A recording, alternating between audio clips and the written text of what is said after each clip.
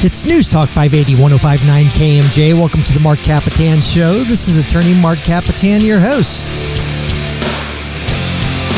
Today's show is brought to you by the Kapetan Brothers Law Firm. We've been serving the Central Valley since 1995. If you or anybody you know has been injured in an auto accident, a truck accident, or a motorcycle accident, give us a call at 559-498-8000.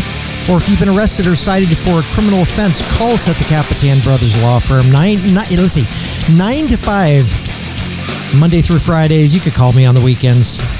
Kapetan Brothers, we're the Valley's law firm. We'd like to thank the Arc Mediterranean Grill, sponsors for today's show. We love the Arc Mediterranean Grill. Anything Mediterranean we love, being a Greek that I am. So thanks to our sponsors, Arc Mediterranean Grill. Go ahead and pick up some takeout from them if you get a chance. Great, delicious Mediterranean food brought to you by the Akisian brothers. Well, folks, listen. Hello to all of our friends. This is going to be the first remote, right, Marcella? We have a remote going on today. We are at Reedley College. My producer, Marcella, and I have traveled to the ends of the earth for all of you.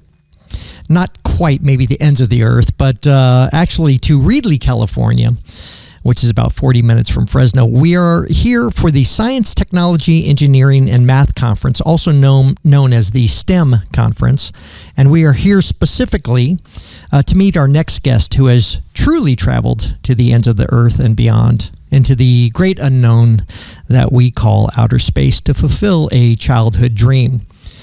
As a family of migrant farm workers and a child migrant worker himself at the early age of what? At the early age of, I started working on the farms when I was 7 years old. 7 years old. My next guest, while working in those farms, had dreams beyond the fertile fields of Central Valley.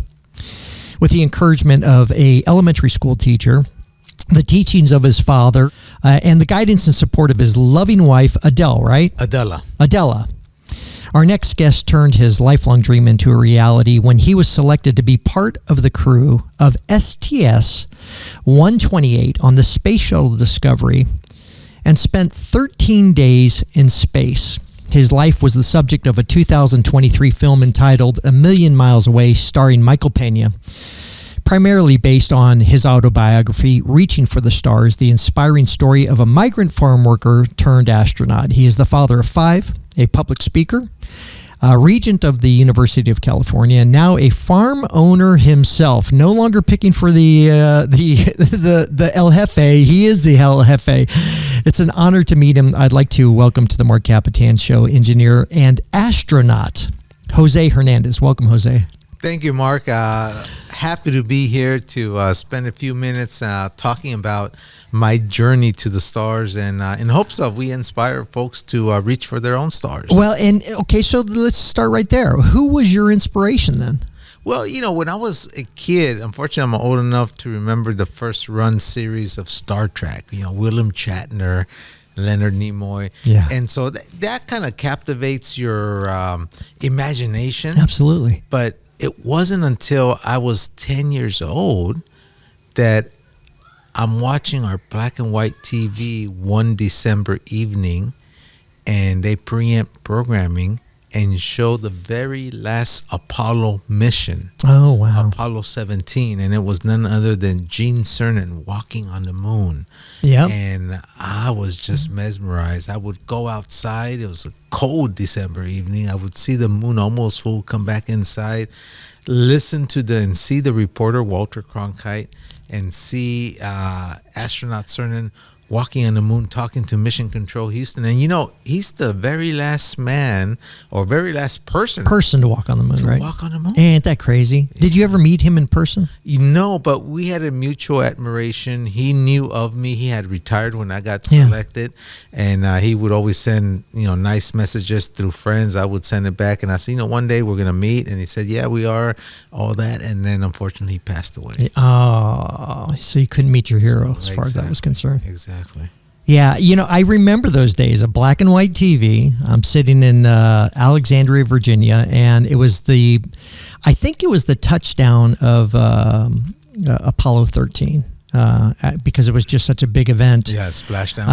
And I remember my brother Peter jumped in front of the TV right when the splashdown occurred, just to piss me off, basically. Yeah, exactly. So, but you actually took that vision, and was it that moment that you said, I want to be an astronaut, and you never looked back from that moment? Absolutely, because before that, I was interested in space, but the only reference I had was Star Trek, and I knew that was fantasy, right? Oh, yeah, that's true. And then when I saw a real, live human being walking on the moon, I said, this isn't fantasy. Yeah. This is real. And if he's there, why can't I be there? Well, okay, and that's the question, is you as a young kid, now listen, folks, a migrant farm worker starting at 7 years old, and if you watch this movie, A Million Miles Away, it'll leave you in tears, because you see your whole family, your dad, the 5 kids, they all hold out their hands and they have tape and, cuts all over it and stuff like that. And I don't think that was exaggerated much. I'm sure that's much how it was. You must have had the sense that, yeah, but this is going to be my life. I'm never going to attain that. So when was the moment? Was it your teacher, Miss Young, was it? Yes, Miss Young. When was the moment that you turned and said, this is going to be attainable for me? Well, I think, Miss Young, when I was in the second grade, I think the biggest contribution she made is she changed the whole trajectory of a family. Yeah. She, in the second grade, we were getting ready to go to Mexico for 3 months, because we had 3 stops in California, total of 9 months, 3 different school districts, and the last school district was where Miss Young was, in Stockton.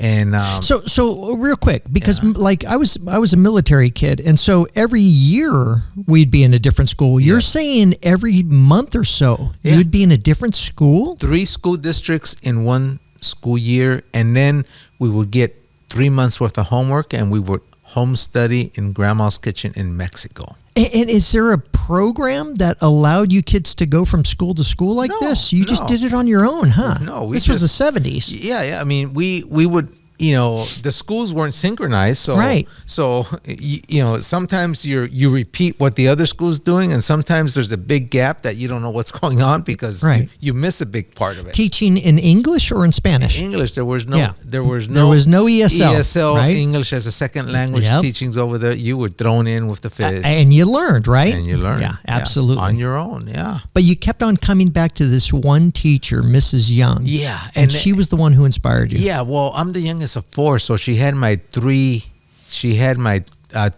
siblings in her class, and when I asked her for homework for 3 months, I guess 4th time was the charm. She came home to my house, and she explained to my parents how detrimental it was moving around, and convinced my father to stay in one place, and that's when we made Stockton. We still went to Mexico every year, but instead of 3 months, shrank down to 3 weeks. I see. And then we only had 1 school district, so now our education started to get traction. Yeah. And then, so I was in the 2nd grade when that happened, and then when I was in the 5th grade, I'm 10 years old now, Star Trek's going on, and then I see Apollo 17 mission, and I told my father that evening I saw Gene Cernan walk on the moon, do the very last moonwalk. I said, I want to be an astronaut. And my dad only has a 3rd grade education, wise enough to do 2 important things. First, he validates the dream. He says, I think you can do it. Yeah. Man, when a father or a mother said that to you at that age. He said, I think you can do that, son. He said, but you want to do this. The second thing he did is he gave me a 5-ingredient recipe. He says, you want to do this? Follow this. I said, what's that, Dad? He says, first, determine your purpose in life. What does Jose want to do? I knew I want to be an astronaut. I got 1 out of 5. I'm almost there. In my mind. And second, he says, recognize how far you are from your goal. I told my dad, we live in a 3-bedroom. I'm very far away. I said, we can't be any farther away than here. Right. And I thought he was going to slap me one, and he kind of chuckled. So I'm glad you recognize that, son, because the third thing you got to do is you got to draw yourself a roadmap from where you know where you're at, given by your smart remarks you do, to where you want to go. You got to know the way to your destination. I said, what's the 4th one, Dad? says, you're doing it already, son. You got to prepare yourself according to the challenge you picked, and you picked a doozy. So you know you got to go to college and then some, right? Yeah. So, and then finally I said, what's the fifth and final one, Dad? He said, pointed outside the kitchen window. He says, you know that effort you and your siblings put picking fruits and vegetables Saturdays and Sundays and 7 days a week during the summers? Yeah. I said, yeah. He points to my books there on the kitchen table, says, you put that effort there. No kidding. And say, forward-thinking guy. And when you finish college, he says, you put it in your job. That's beautiful. We are on with José Hernández, astronaut and former migrant worker. Yeah, great guy. We'll be right back after this on the Marc Kapetan Show. This is KMJ.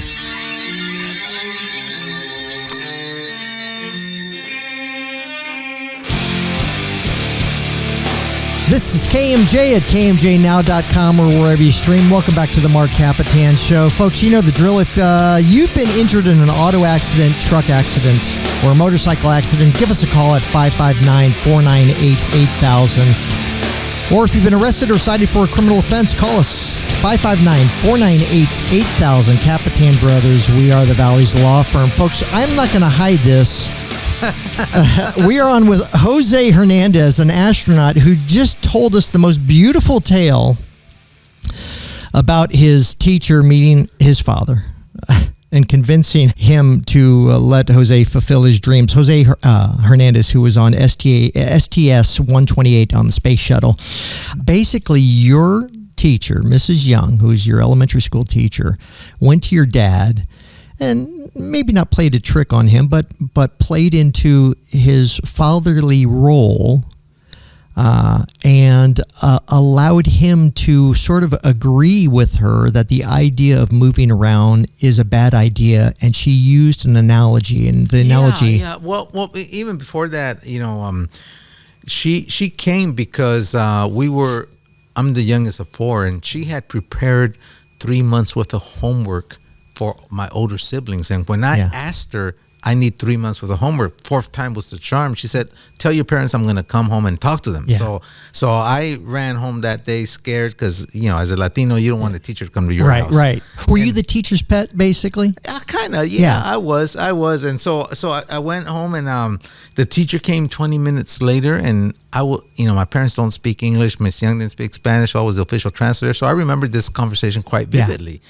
And I remember, Miss Young says, I'm here to talk about the education process of your 4 kids. I've had the pleasure of having your 3 older ones. Right now I have your youngest, Jose. Let me show you to demonstrate great aptitudes. Yeah. But moving around is detrimental to them. And my dad said, hang on, Miss Young. I said, we're not like other migrant farm working families. Our kids go to school. Whenever there's school, they go to school or they're studying. Right. But sure, Saturdays and Sundays, 7 days a week during the summer, they're working out in the fields helping us. So what's the problem? They're in school. And Miss Young said, but you moved 3 different school districts a school year. And my dad said, what's the problem, Miss Young? We move on a Saturday. Oh, my God. So, and he was right. We finished school on a Friday. Right. Monday, we were in the new school. We didn't miss a day of school. Didn't miss a day of school. Yeah. And then Miss Young said, but then you go to Mexico for 3 months. And we go to school there, too. And my dad says, Miss Young, you give them the 3 months worth of homework. Are you not giving them the right homework? Oh. So in my dad's eyes, he was meeting his obligation of giving us an education. Never mind that we missed 3 months of school and self-studied and went to 3 different school districts. Miss Young was frustrated, but then she cracked half a smile as she got an idea, and she did something brilliant. Yeah. She basically put my dad on a pedestal. She tells my dad, Mr. Hernandez, your kids tell me you've been working in agriculture since you were 15. Is that true? And my dad, of course, proudly says, yes, that's true. And then she looks with even greater admiration at him and said, man, that must make you an expert in anything related to agriculture. Oh, my dad ate that up. Yeah. He puts up He was the man of the house. He was the man. Yeah. Oh, and then, very humble. So I'm not sure I could be considered an expert, but what can I help you with?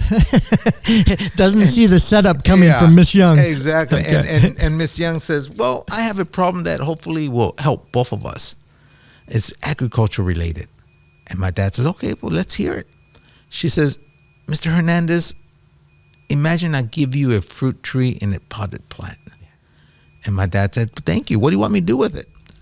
I want you to find the best ground, dig a hole, plant that tree on the ground, in the ground, and water it and fertilize it like the expert that you are. Can you do that? And my dad said, sure, yeah, I can do that. I'll take care of your tree. Miss Young says, but in 3 months, I want you to find another piece of ground that's good and fertile. Right. Dig a hole. Remember that tree you planted? Transplant it. I want you to dig it up, uproot it, dig it up, and plant it, and keep taking care of it. Can you do that? Yeah. Oh, you see my father's face confused. Says, why the heck does she want me to do that? But Miss Young presses, can you do that for me? And my dad finally says, well, okay, yeah, all right, I'll do that. Don't know why, but yes. Okay. And then Miss Young says, what's more, every 3 and 4 months, I want you to keep transplanting that tree, but you keep feeding it, fertilizing it, taking good care of it.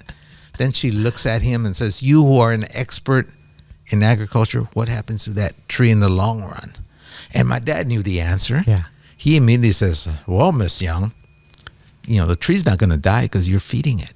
But I will tell you this, you're going to stunt its growth. It's going to be small, weak, and if it's fruit tree, it probably won't even bear fruit. You want to know why? Let me tell you why. You're not letting the roots grow deep.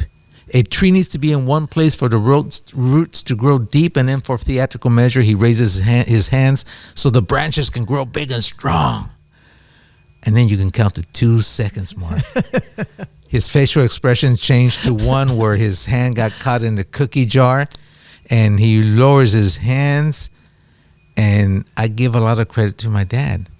He looks at Miss Young and says, is that what you mean? Yeah. He immediately knew that was an analogy of what he was doing to his kids with education. And since then, we still went to Mexico every year, but the 3 months got shrank to 3 weeks centered around Christmas vacation. And we only went to one spot, Stockton, California. Did you, and you said you were how old at that point? At that point, I was second grade. Did you understand what she was doing? I mean, did you sit there and go, oh, Dad, mic drop? I mean, you just, she got you here. Did you understand it?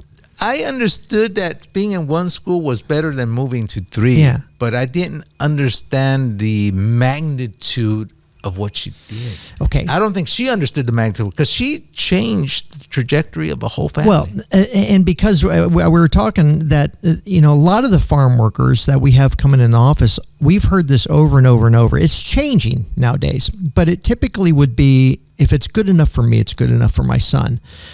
But your dad had the wherewithal to realize not only is she right, and she helped convince him, but he had the wherewithal and the I may not be able to fulfill my dreams. In fact, he didn't fulfill his dreams of buying a house in Michoacan so that you could fulfill your dreams. And he had the wherewithal to know that my son's dreams, my kids' dreams are more important than my dreams. That's correct. And I think if my parents would have gone to college, they would have probably been world-renowned psychologists. They were masters at motivation. Have you ever asked your dad, what was your dream as a kid? No, I'm going to ask him. I want you to ask. I want you to report back. We are on with José Hernández, astronaut and dreamer. So we'll be right back after this on the Marc Kapetan Show. This is KMJ. I want you to ask that of Dad. All right.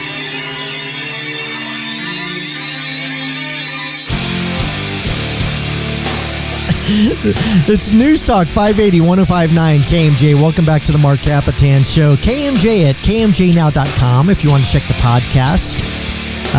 Or you could go to any streaming service. You can also check us out on YouTube, Instagram.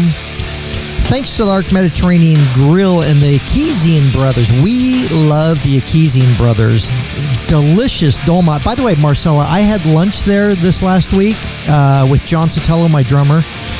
We had the lamb chops, great lamb chops from the Arc Mediterranean Grill. So go there, 2 locations, one in Fresno and one in Clovis for some delicious Mediterranean food. I want to get right back to it with our guest for today, José Hernández, migrant worker to your official title was flight engineer? Flight engineer. Flight engineer. Yes. Went to Livermore Labs, right? I spent 16 years at Lawrence Livermore National Labs. You did something sort of great too, is you worked on mammography, basically system or machines you helped develop? Yes. We developed the first full-field digital mammography system for earlier detection of breast cancer. When I first started there, my first 5 years was developing an X-ray laser that was going to be positioned up in space as a defense shield, part of the old Star Wars projects. And we worked 5 years there, and then something amazing happened.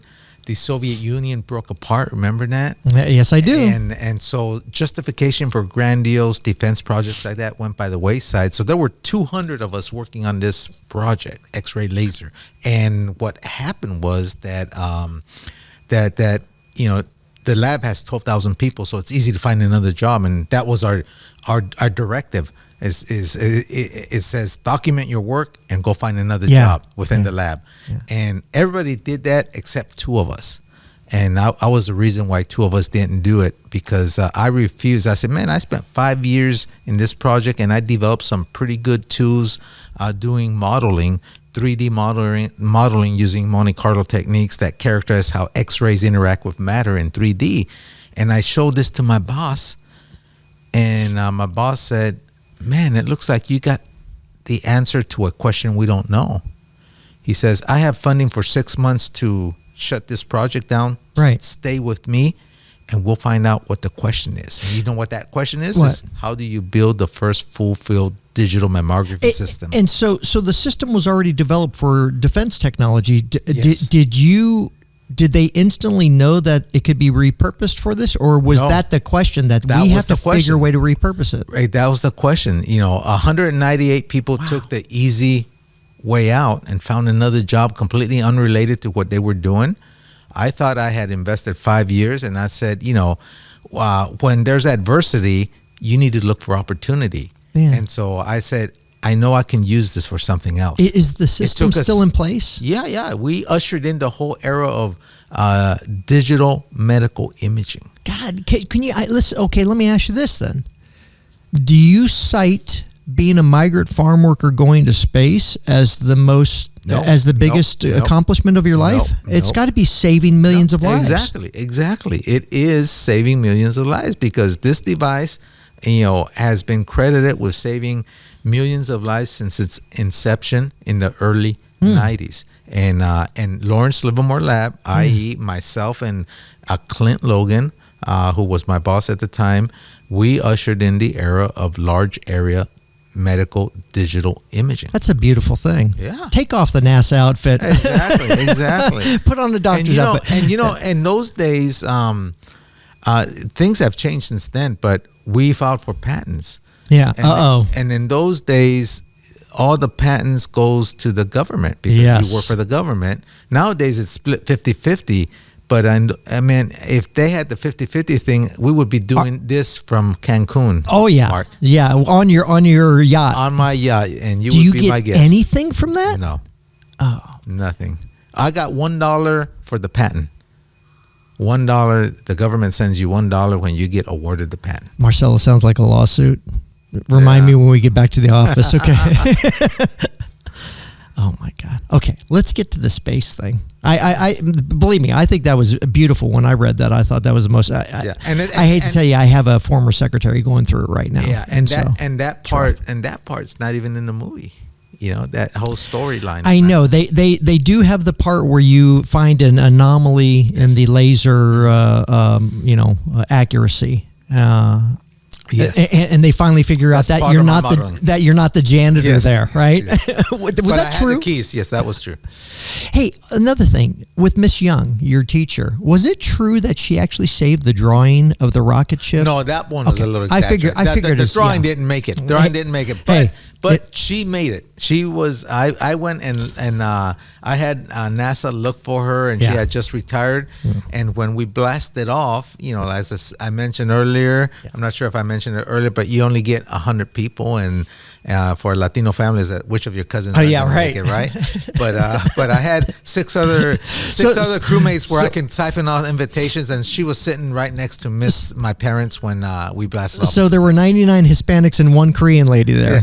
Yes. 98 and two Koreans. which is her husband and her. Yeah. Well, folks, watch that scene in the movie. I don't care if it's dramatic license or not. It was beautiful, and it made me cry. It literally did, because I have inspiring people like that in my past. Mr. Rumley, my history teacher back in the day. We all have a Miss Young, if not several. And you had also, and I don't want to get too much into it, but you had a cousin that was basically the counterbalance. He remained the migrant farm worker. He passed away early at a young age, and so that you also that was also changing the movie. It's actually my cousin Beto was a combination of my three neighborhood friends, best buddies. But I'll tell you, one of them died by drug overdose, of course. The other one by suicide with drug use, and the other one is still running around the east side of Stockton. And the producer said, well, first of all, there's three different stories. It's too long, too complex, and it's probably darker than what we would write for Beto. And so they just said, let's write something. And by the way, he's going to be your cousin. Yeah, we'll combine everything. That's fine, because it's representative of what happens the kids and the kids who come out of it. Yeah. And they look back and they say, gee, these were my friends at a different time. Exactly. We have nothing in common other than that, But, I have nothing but gratitude towards them, because as you grew up, how you grew up in tough neighborhoods. Absolutely. Other folks started bothering me, and they stepped in and said, hey, you leave this guy alone. Oh, yeah. They're the true friends willing to fight for you. Yeah, I get it. But and they also appreciate and love the fact that you're making a success out of yourself, and they truly appreciate it too. Yeah. Okay, listen. You're sitting in the spaceship. It's basically a fuel cell, and you're at the pinpoint of it. Crazy as it seems. Okay. Countdown. It's 10, 9, 8, 7, 6, and they finally say liftoff. Right. What is the one thing, and try to describe it not in the terms that we see, one small step for man, one giant, in the plainest terms. The noise, the shaking, what goes through your mind? What are you thinking at that point? Well, first let me describe how the propulsion is. This shuttle has 3 engines. Yeah. And you have a external tank, the orange tank, that feeds the 3 engines. That's your main propulsion system. And then you have 2 solid rocket boosters that are on the side. These guys are only on for 2.5 minutes, and then they extinguish and they pop off. And then the tank keeps feeding the engines for a total flight of 8.5 minutes. You go from 0 to 17,500 miles an hour in a tremendous explosion, basically. It's a controlled explosion. A controlled explosion. And so you're sitting there, and you practice going into the shuttle and everything when you're training, but never when you're fueled. And then when I went in the first time, it was fueled. It's cryogenic fuel, liquid hydrogen, liquid oxygen. You got smoke. It's all leaking out. Exactly. And it's creaking because metal expands and shrinks, and you hear these noises, and it's like all of a sudden this thing's alive, and you're going into the middle of the belly of the beast. Yeah. Because you're going to you're going to light it up. You're going to light up and go. Yeah. And then they close everything, and all of a sudden it gets quiet. And all you hear the airwaves is Mission Control Houston. You hear our commander. He's the one that's talking to them. And we do comm checks so everyone can hear each other. Right. And then the countdown begins, and it reaches 3, 2, 1. And, I won't lie to you. I got scared for a fraction of a second. And let me tell you why I got scared. Because the first thing that happens is the 3 engines light up. So you hear the engines, even though you got your helmet, your visors down, you hear the engines, you feel a gentle vibration of the 3 engines. Oh, that's it. Really? And, yeah. But then a second later, Yeah. the solid rocket boosters light up. Oh. All of a sudden, the noise level goes up an order of magnitude. Now the shaking is like a 9.5 on the Richter scale, Yeah. and it's just shaking. And where I got scared was that, and they don't explain this to you, is that the shuttle sort of leans a little bit before it lifts off. And as it started leaning, I said, "Holy crap! We're tipping over. We're tipping over, and it's gonna." Because once They didn't tell you that. yeah, once you light up the solid rocket boosters, you can't turn them off. You know you're going to go somewhere. Yeah. You know you're going somewhere. Yeah. You don't know where, but you're going somewhere.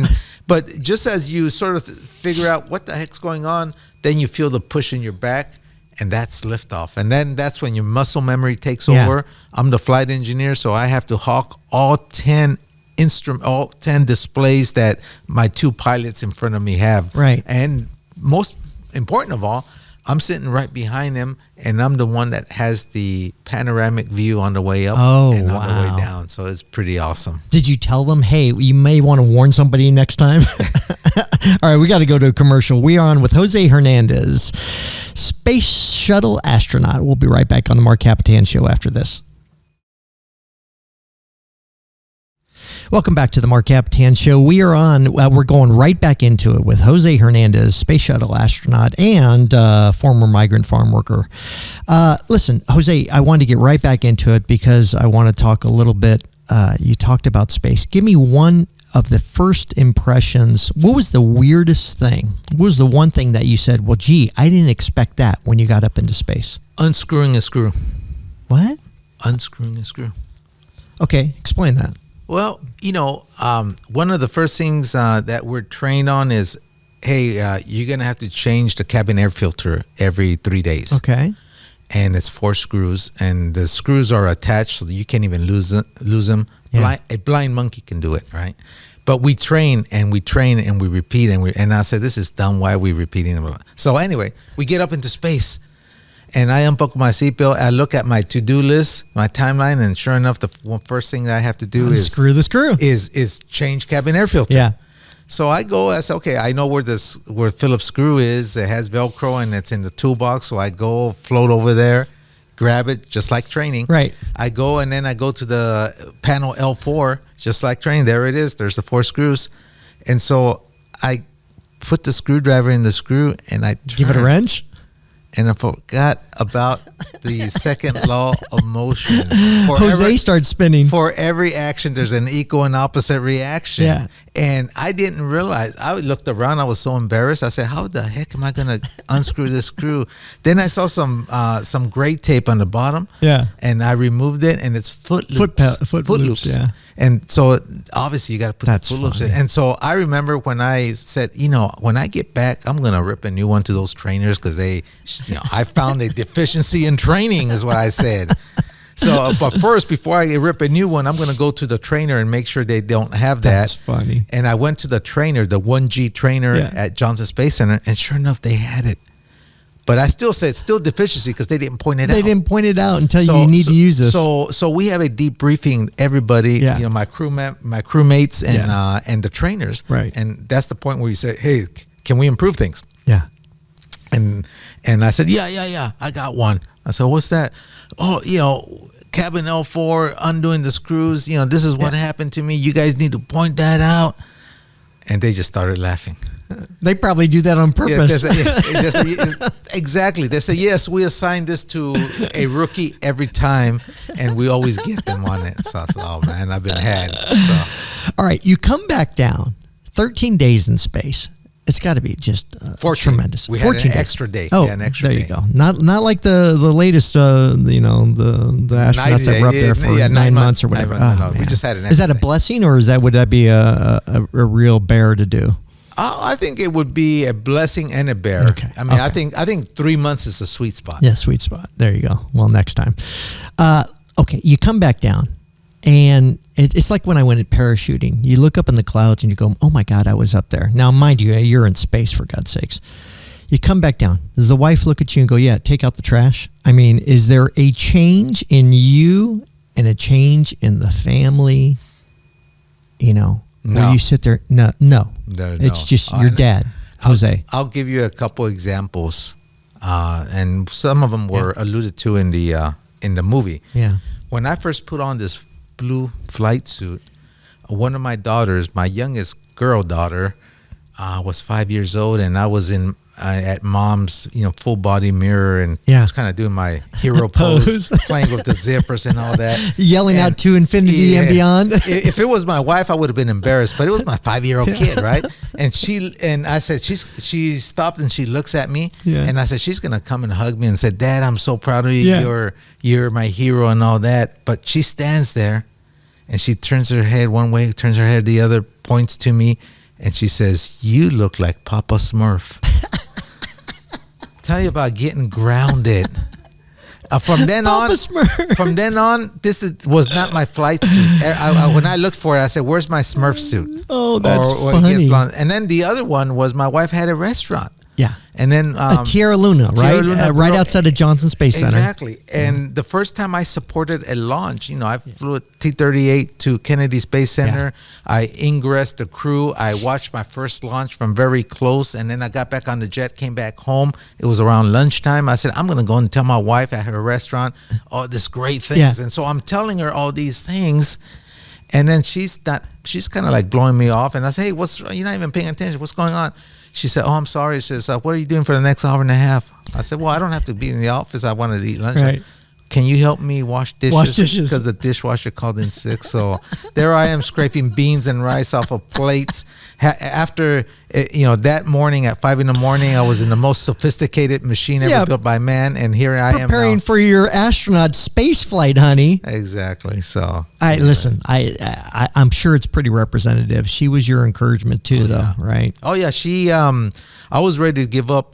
She reminded you of the 5 lessons that your father taught you. Yeah. I was ready to give up on my 6th rejection. No one likes rejection. And then when I told her and she found out, she made me read the last line of the rejection letter. And it always said the same thing. Please feel free to reapply again at our next election. So she said, NASA's not telling you don't apply. She said they're encouraging you to apply again. Sure, they didn't want you to pass 6 times, but you don't know the 7th, 8th time. And she said, if you don't apply, I know you're not going to get selected. And if you don't apply, I know you're going to have that little worm of curiosity inside you. What if? And it's going to gnaw at you, and you're going to grow up to be a bitter old man. I don't want to be married to a bitter old man. She saw that you had to do this. And she got up and she said the magic words. She said, I don't know what they have that you don't have. Meaning the people that got selected. And I never bothered to compare myself with them. I just worried about meeting the minimum requirements. But part of that was you had, some of these were pilots, so you said, I want to go do pilot training. Some of them were scuba divers. I'm going to do all that stuff. From her. From her, because after she said that, I said, let me go see what these guys have. Sure enough, they had similar education, work experience, age, but then I saw they were all pilots. They were all scuba dive rated. But what I'm saying is, I invested in myself. What I'm saying is, she wasn't just being a loving wife saying, "Listen, you have whatever they have, honey," that kind of thing. No. You're just as strong a man, blah blah blah. She was saying, "Listen, you got to sit down and think about Dad's lessons, and you got to figure out what they don't have that you, or what they have that you don't have." Yeah. Exactly. And you went and tackled it. Yeah. Because that's what you were taught as a kid. Exactly. All right. Lastly, so thanks to her. Yeah. You and your dad and your wife. I understand you guys bought a house, right? Okay. And you and Dad finally went and bought your own land. Yes, I have my own vineyard. In Lodi. I'm in Lodi, California. My dad helps me. He's 87. He still cops on the tractor and helps me on it. And but I didn't stop there. Once I mastered running a vineyard, the winery that basically I sold my grapes to invited me to go see their winemaking process, and I said, man, this isn't rocket science. I can do this. And after taking a few classes at UC Davis, Tierra Luna Cellars was born. Tierra Luna, from the earth to the moon. Earth Moon Cellars with a C. Yeah, with a C. And so now we sell the wine, and it's direct to consumer. We're soon to carry it at Rayleigh's supermarkets, and so we're pretty excited. A beautiful Zinfandel from Lodi, California. And a Sauvignon Blanc and a red blend. Yeah, some of my favorite. Yeah. And you have a visiting center over there that we could go see. I want to come and visit. Whoa, soon. We just have the vineyard. So if I come up there now, do I have to pick grapes? Yeah, exactly. Okay. If you show up now, I'll put you to work. You show, and we'll meet Dad, and I'll give him a big old pat on the back. That's right. Hey, all the best to you and the family and all everything. All right, thank you, Mark. Appreciate it. José Hernández, astronaut. It's simple. Migrant farm worker, astronaut. Yeah, that's right. Love it. You've been a pleasure. So thank you, Mark. We will see you next time on the Marc Kapetan Show from Reedley, California, in the STEM technology basically event going on over here. We'll see you next week on the Marc Kapetan Show. This is KMJ.